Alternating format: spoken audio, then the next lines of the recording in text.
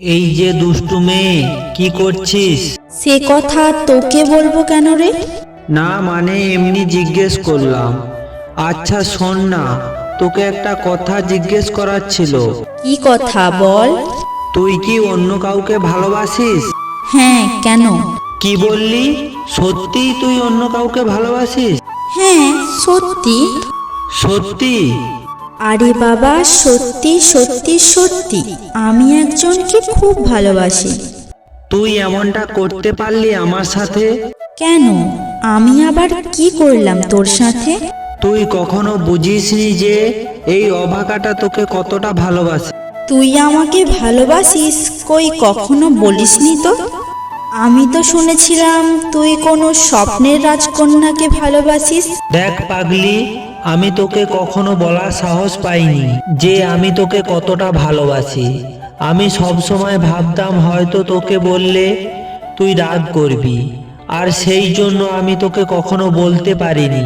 তাই তোকে শুধু স্বপ্নের রাজকন্যার কথা বলে বোঝাতাম যে তুই আমার মনের কথাগুলো বুঝতে পারিস।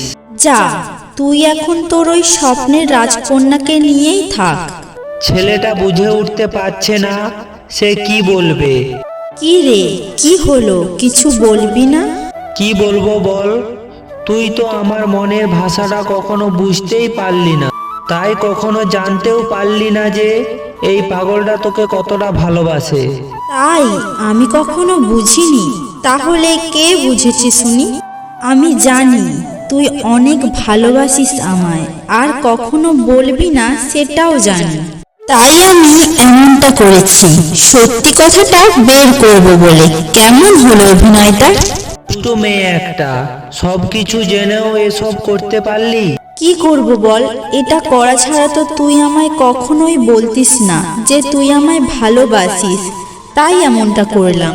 জানিস, আমি সত্যি ভয় পেয়ে গিয়েছিলাম। ভাবলাম আমি বোধহয় সত্যি সত্যি তোকে হারিয়ে ফেললাম। তুই বোধহয় সত্যি অন্য কারো হয়ে গেলি। এই পাগল, তোকে ছাড়া এই পাগলিটা আর কার হবে বলতো? এই পাগলিটাও যে তোকে ভীষণ ভালোবাসে। কখনো ছেড়ে যাবি না তো? না, আমি কখনোই তোকে ছেড়ে যাব না।